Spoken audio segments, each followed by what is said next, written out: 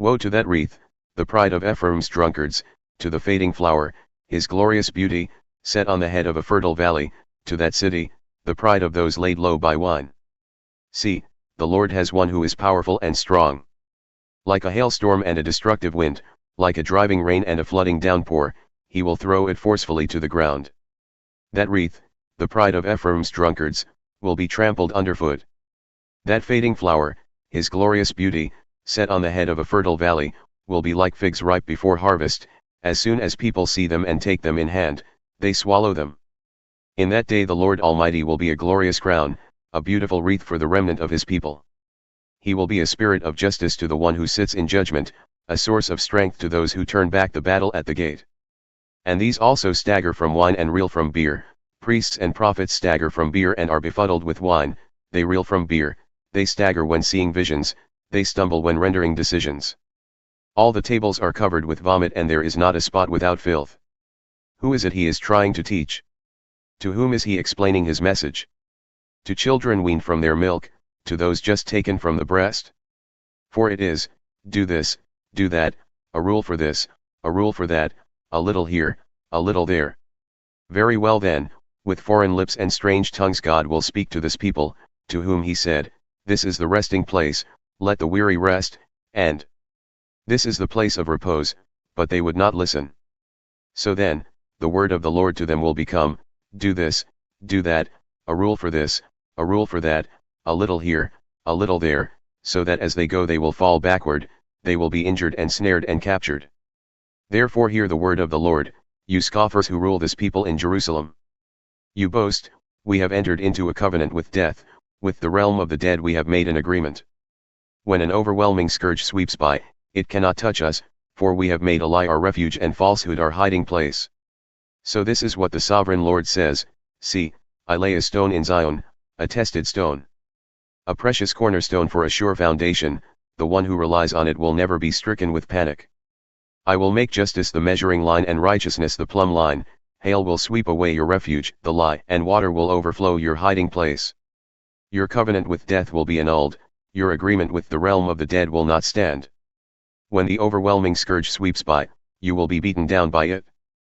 As often as it comes it will carry you away, morning after morning, by day and by night, it will sweep through. The understanding of this message will bring sheer terror. The bed is too short to stretch out on, the blanket too narrow to wrap around you.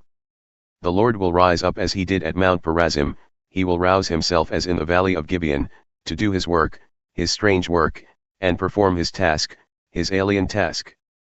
Now stop your mocking, or your chains will become heavier. The Lord Almighty, has told me of the destruction decreed against the whole land. Listen and hear my voice, pay attention and hear what I say. When a farmer plows for planting, does he plow continually? Does he keep on breaking up and working the soil? When he has leveled the surface, does he not sow caraway and scatter cumin? Does he not plant wheat in its place, barley in its plot, and spelt in its field? His God instructs him and teaches him the right way. Caraway is not threshed with a sledge, nor is the wheel of a cart rolled over cumin. Caraway is beaten out with a rod, and cumin with a stick.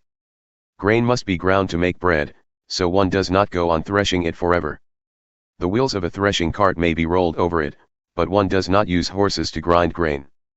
All this also comes from the Lord Almighty, whose plan is wonderful, whose wisdom is magnificent. Woe to you, Ariel, Ariel, the city where David settled. Add year to year and let your cycle of festivals go on. Yet I will besiege Ariel, she will mourn and lament, she will be to me like an altar hearth. I will encamp against you on all sides, I will encircle you with towers and set up my siege works against you. Brought low, you will speak from the ground, your speech will mumble out of the dust. Your voice will come ghost-like from the earth, out of the dust your speech will whisper. But your many enemies will become like fine dust, the ruthless hordes like blown chaff. Suddenly, in an instant, the Lord Almighty will come with thunder and earthquake and great noise, with windstorm and tempest and flames of a devouring fire. Then the hordes of all the nations that fight against Ariel, that attack her and her fortress and besiege her, will be as it is with a dream, with a vision in the night, as when a hungry person dreams of eating, but awakens hungry still, as when a thirsty person dreams of drinking, but awakens faint and thirsty still.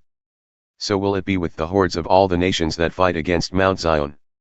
Be stunned and amazed, blind yourselves and be sightless, be drunk, but not from wine, stagger, but not from beer. The Lord has brought over you a deep sleep, he has sealed your eyes, the prophets, he has covered your heads, the seers. For you this whole vision is nothing but words sealed in a scroll. And if you give the scroll to someone who can read, and say, read this, please, they will answer, I can't, it is sealed. Or if you give the scroll to someone who cannot read, and say, read this, please, they will answer, I don't know how to read. The Lord says, these people come near to me with their mouth and honor me with their lips, but their hearts are far from me. Their worship of me is based on merely human rules they have been taught. Therefore once more I will astound these people with wonder upon wonder, the wisdom of the wise will perish, the intelligence of the intelligent will vanish. Woe to those who go to great depths to hide their plans from the Lord, who do their work in darkness and think, who sees us? Who will know? You turn things upside down, as if the potter were thought to be like the clay. Shall what is formed say to the one who formed it, you did not make me? Can the pot say to the potter, you know nothing? In a very short time, will not Lebanon be turned into a fertile field and the fertile field seem like a forest? In that day the deaf will hear the words of the scroll, and out of gloom and darkness the eyes of the blind will see. Once more the humble will rejoice in the Lord, the needy will rejoice in the Holy One of Israel. The ruthless will vanish, the mockers will disappear, and all who have an eye for evil will be cut down, those who with a word make someone out to be guilty, who ensnare the defender in court and with false testimony deprive the innocent of justice. Therefore this is what the Lord, who redeemed Abraham, says to the descendants of Jacob, no longer will Jacob be ashamed, no longer will their faces grow pale. When they see among them their children, the work of my hands, they will keep my name holy, they will acknowledge the holiness of the Holy One of Jacob, and will stand in awe of the God of Israel. Those who are wayward in spirit will gain understanding, those who complain will accept instruction.